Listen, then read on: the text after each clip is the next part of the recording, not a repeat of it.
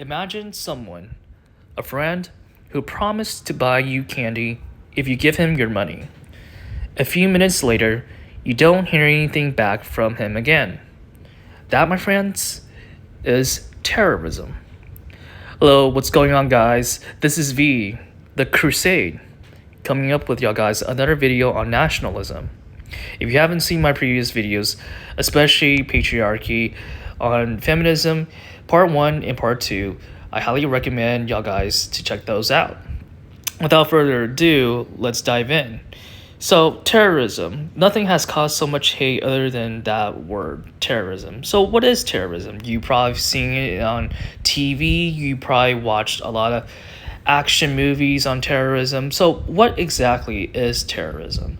So, terrorism is the act of causing destruction, damage, and harm to a civilization. To understand terrorism, you need to first understand what is a civilization.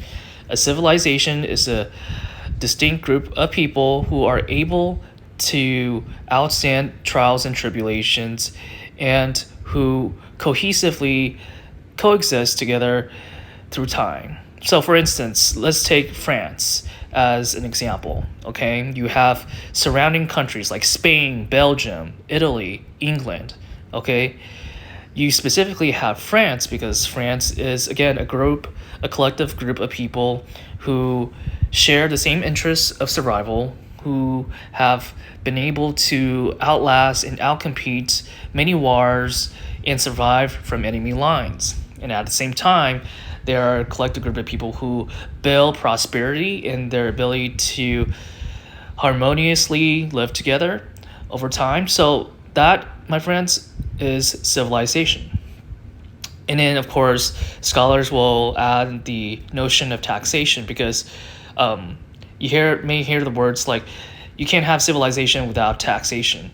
Well, that is, in the basic practical sense, it is true. It is not the basic definition of the word, but it is a quintessential aspect of civilization because if you think about it, taxation is how we fund the government to protect us, to govern us, to provide us when we are in trouble, when we are in need.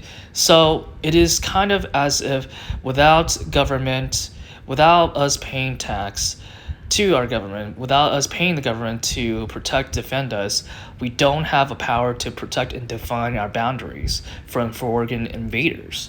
So, in essence, you could also say, yeah, taxation is also part of it, but I've digressed a little bit. So, that's civilization. So, terrorism is the act of harming, attacking, violating civilization. It is a deviance from what is civil. That's where we get the word civil, civilization. Civil means to act in accordance to your country's stability and founding ability to coexist. Whether that be status quo or whether it be the historical relevance of the country's founding. Now, who terrorizes? To whom? To what nation are we concerned? Well, it could be anything, but as I speak, nationalism, and specifically nationalism in the West, I'm specifically talking about terrorism in the West. But from whom? Well, if you've kind of skipped over, or if you haven't caught up with the title of this video, it's really ISIS. But what is ISIS?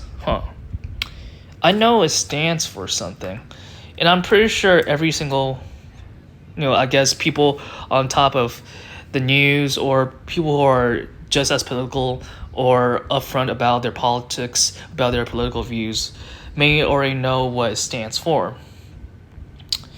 But I will say what it really, really, really stands for. And I'll tell you, it's no hint.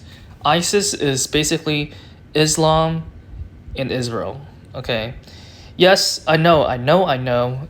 It stands for Islamic State of Iraq and Syria. But if you really think about it, does it really mean that way?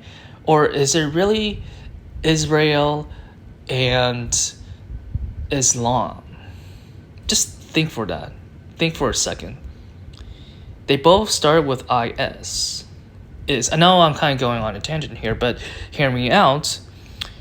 think about where we are in our current affairs. So the U.S. has been going through these wars over the Middle East since many decades, like in the turn of the 20th century, like post World War II onward. Like it's been this pattern where we would go to the Middle East, we would conduct these military operations, we would go out there to say sell our weapons or extract resources like crude oil and vice versa. But how did we get there? So I want you to think about this. I want y'all guys to think about where we are right now and where we've come. So Israel and Islam, okay, they're kind of like a tag team. And yes, it's hard to wrap your mind around it, but if you think about it, those are the two main, I mean, Islam's not a country, but, Islamic countries like Iran and Iraq, and vice versa. Like, if you think about it, it's really Israel and Islam. We've been putting ourselves in the front lines. Trump has sent his military, his weapons over there. He's been sending bombs, sending planes to bomb that whole strip of land in the Mediterranean Sea. So we've been doing this for quite a lot at the Gaza Strip. This is nothing new, but the problem is we are stuck.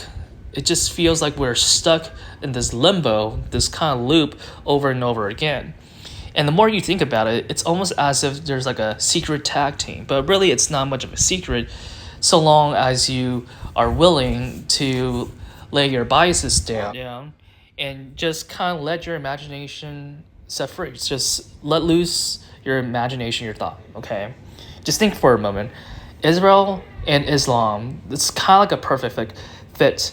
If you think about it, Israel and Palestine, they're kind of they're pretty close, okay? They're very close. They're essentially this one strip of land, and they've gone through a lot of divisions. Like they'll redraw the boundaries. They'll be like, well, Israel's gonna take this portion of the land, and then Islam's gonna, I guess I should say the Muslims will take the rest, or the Palestinians will take the rest. And it's kind of been this ongoing conflict between the two. But maybe it's more of how much they are presenting themselves that convinces the West, that convinces people like you and me that, oh wow, they really are enemies. And I'm not dismissing the fact that they are enemies to each other. I'm not dismissing the fact that they've been in conflict with each other. I'm just putting out there that maybe there's something deeper, something that is far truthful and sinister with what's going on over there across the ocean. So let that thought sink in, and I will continue on with this whole topic. Now, another thing about this whole loophole, this trap, this ongoing conflict that we've put ourselves in is the fact that you have this generation, this whole set of generation of people, aka the boomers. Again, I'm going to go back and start nitpicking them again because they've really kind of outdone themselves against the rest of the generations that came after. So the boomers, if you have not known, they're the generations that came after World War II. And right after that war, these people, they've been raised, like their parents, the media, the government has raised them to think a certain way, to think that, oh, well, communism is bad, capitalism is good, the Soviet Union, okay? The Soviet Union is kind of taking over, is taking these countries, these other places, and exerting their power. You should do something. And it's this basic premise that has set the ongoing premise, the set of the psychological operation on these boomers, on these people. And because of those reasons, you have these people like, say, Greg Abbott, the governor of Texas, okay? You have these people just out there, supporting Israel, supporting our military funds to a country like Israel, because again, this is just how they've been raised. This is just how they've been taught and kind of like slowly, gradually shown that, okay, this is normal. This is what we stand for. This is how we should defend our freedom, or I should say way of economics, that being capitalism. And then that transpires to many politicians like the conservatives that we all know, and European countries like Italy criticize Trump for that. Like, why is Trump putting our country, our military, to some other foreign country, to some other country that we don't really have much ties to? Why is he doing that at the expense of Americans? Again, so this is really a hypocrisy to investigate. So a lot of conservatives, they'll be like, well, we're pro-American, we're for the West, we're for our own people, but they're kind of like sheep's in wolf's clothing. They're a bit like a milquetoast right-wing politician, or they're like, say, like J.D. Vance, or take, what's his name? It's not coming in my, like, not Ron DeSantis, but the other guy, Marco Rubio. So take those guys, for instance. Like, they may sound all good on paper. They may be like, yeah, I'm here for my country. I want to support capitalism. I want to promote our freedom, the freedom of our people. But they really are just trying to fool you and kind of like bring you into this loophole, into this rabbit hole that, yes, you got to support. To be an American is to support Trump. To be an American is to support capitalism, even at the expense of people, even at the expense of our nation. And then you see this with more cases, like, say, for instance, like if you think about it, Trump's daughter, she's married to a Jewish politician. She became Orthodox Jew later on. So it's not a coincidence if you really think about it. It's not a conspiracy theory. It's just about thinking and knowing who your people are. Know your politicians, know your government, know your people, know and understand what are they doing, why are they doing what they're doing, what's happening, what is going on. If you take a step back and really take the time to go through all of this and think through, okay, he's doing this, she's doing that, we're engaging some sort of international trade or effort with this group of people, then what's in it for us? Or really, what's in it for them, okay, to be exact. So this is the enemy mentality that has gotten us into the foreign affairs. It's this idea that because we are the superpower, the economic superpower that we are, we need to expand our territories to other countries, and it's sort of like our somewhat responsibility. But really, that's far from the truth.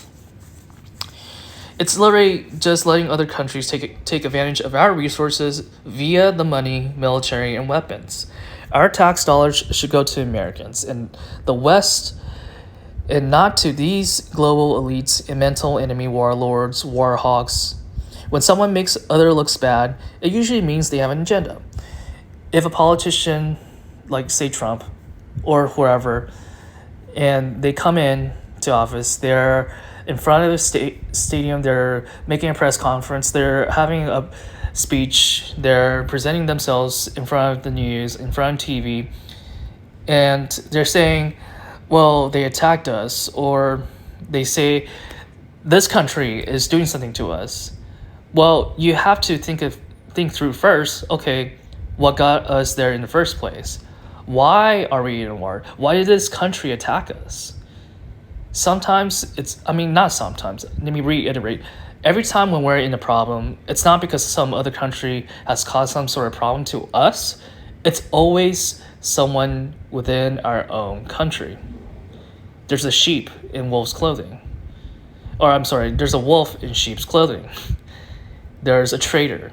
There's a group of traders. There's a whole network of traders. There's a whole group of people, investors, who have no interest in the nation, in the British American, the British Germanic, heritage Americans. They're there to reap and sow from those who work hard, those who are actual heritage Americans, and use their money to fund their own interests. Anyways, so this is all I gotta say. It's all a mental game. It's all psychological. You gotta think through again.